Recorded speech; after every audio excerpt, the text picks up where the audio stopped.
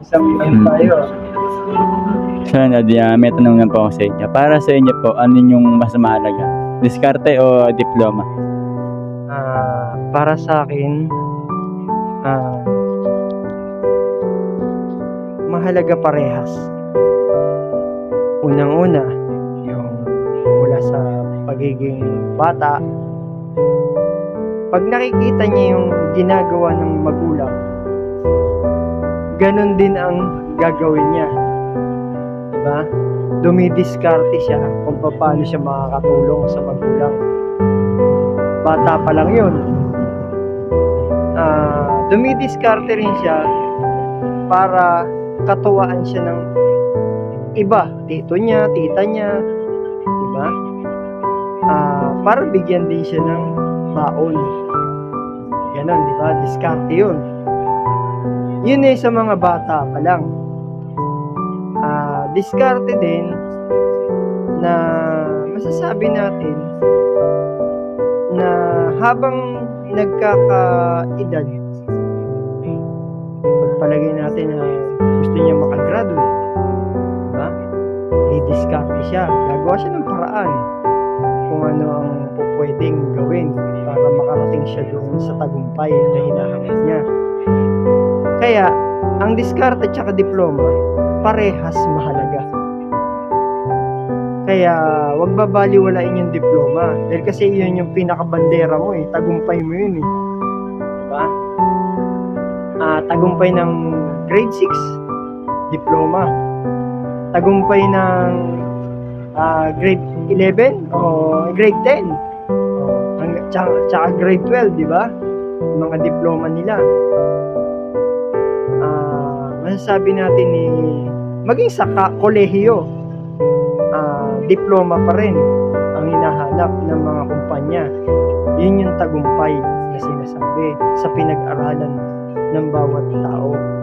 Bagamat dun sa mga masasabi natin tinatawag na banderang kapos, kung tawagin, maaaring masasabi na yung kapos sa pinansyal.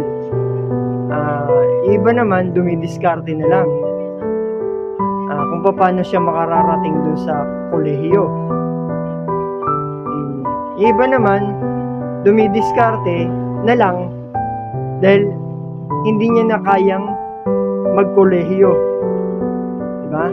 Kumbaga hindi niya naabot yung bandera ng tagumpay. Bagamat sa buhay nito patuloy pa rin tayong lumalaban, patuloy pa rin tayong nagtatagumpay. Kahit na babagsak sandali, babangon ulit, lumalaban pa rin tayo, diba? Yun ang diskarte. Ibig sabihin, hindi tayo nawawala ng pag-asa. Isa pa, dun sa mga kabataan, alam natin na mahalaga ang gadget, diba? Yung iba, papaano ako makakatulong sa magulang ko, diba? Sa pamamagitan ng social media.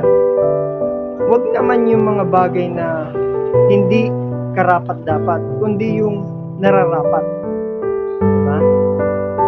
Yun yung mga talento. Talento ng bawat tao. May kanya-kanya silang talento. Ginagamit nila yon kung paano nila didiskartehan. Diba? Yun ang mahalaga. Kaya maswerte yung mga magulang na may ganong diskarte. Yung pagiging mindset nila, kahit nasabihin mong hindi sila nakaabot sa rurok ng tagumpay na makamtan nila yung diploma nila, nandoon pa rin yung pagiging diskarte nila at saka matulungin, matyaga. Nagtatagumpay na rin sila nun. Bagamat ninanasa pa rin natin makakuha ng diploma. Iba gusto makapasok ng kumpanya, diba? Maging maganda hanap buhay. Kaya doon naman sa mga walang kakayanan, masasabi natin na diskarte nilang sa pamamagitan ng social media, diba? Yan, yung mga mahalagang bagay. Ako naman po Daddy, ang pananaw ko po dyan is tama rin po kayo. Na parehas pong mahalaga ang diploma at diskarte. Kasi bakit po? Ang mindset po ng mga Pinoy po ngayon is kailangan po ng diploma. Lalo po ngayon, sa diploma na po umaasang lahat. Katulad po sa panahon niyan, cashier lang po, kailangan may college degree ka. Hindi po ba? Kaya po sa mga kabataan po ngayon, kung kaya mo naman po na pagsabayin na dumidiskarte ka habang kumukuha ng diploma, bakit hindi? Hindi po ba? Pinagsisikap. Tama mo. Iba pa rin po kasi yung may kaalaman ka eh. Iba yung nalaman mo sa eskwelahan, iba rin yung nahubog ka lang sa lansangan. Kaya, Yun po yung ano eh. kung may mabuti kang nagawa sa o nagawa at natanggap sa lansangan, bagamat hindi naman lahat kinakailangan dapat pulutin, diskarte. Ibig sabihin yung pamamaraan nila, halimbawa pagtitinda, diba? Diskarte nila yon para sila'y mabuhay. Yun ang mga bagay na kailangan din ng bawat kabataan na pang kailangan nating maitutulong sa mga magulang, sa mga kamag-anak, diskartehan na lang natin. Di ba? Tama. Kaya, yun ang mahalaga. Kaya dun sa mga kapatid, mga kaibigan, kakilala, kayo ang nakakaalam kung ano makabubuti. Tama po yun, Daddy niya. Kasi sabi nga po nila, kapag ka may diploma ka, angat ka. Tama naman po yun. Mas lamang po kasi yung pinag-aralan kaysa po sa dumidiskarte lang, which is marami rin naman pong umangat sa diskarte lang. Pero iba pa rin po kasi sabi nga po nila, iba pa rin yung mayroon kang pinag-aralan. Kahit na sabihin po ng iba na ang diploma, papel lang yan. Papel lang yan, pero yan yung magpapatotoo sa'yo. Di ba ba? Na nagtagumpay ka. Ngayon nga. At saka yung papel po na yan, yung diploma na yan. Yan po yung makapagbibigay ngiti sa mga magulang mo eh. Yan. Oo, tama ba? Kaya yung kita mo, ibang papel yung ginamit. Di ba?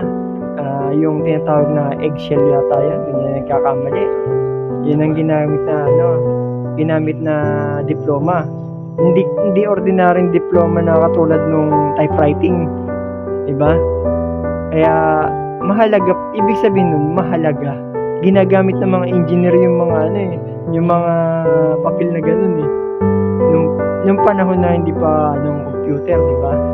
Yun yung mahalaga. Kaya masasabi natin mahalaga pa rin talaga diploma sa panahon natin.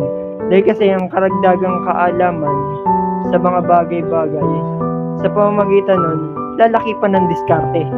Diba? Ayun, tama po yan. Sabi nga po nila, habang lumilipas yung panahon, dapat umuulad ka rin. Diba? Huwag ka nang po ma-stuck doon sa lumipas na panahon. Tama po. Kaya po, sabi nyo nga po, nung unang payo nyo po sa akin, hindi ko po nakakalimutan yun. Kahit paunti-unti, may pag-unlad. Hindi ba? Tama po. Kaya nga po. So ayun, yun lang po mga kaidolo, no? Sana po may natutunan po muli kayo sa amin po ni Daddy Gerald, ano?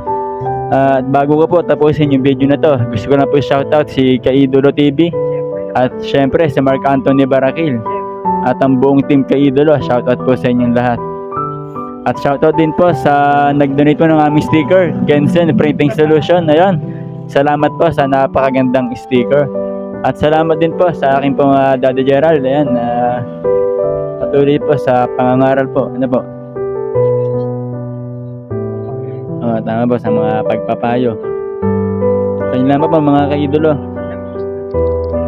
At patuloy niyo pong suportahan po ang aming vlog. Muli, maraming salamat po sa panonood po.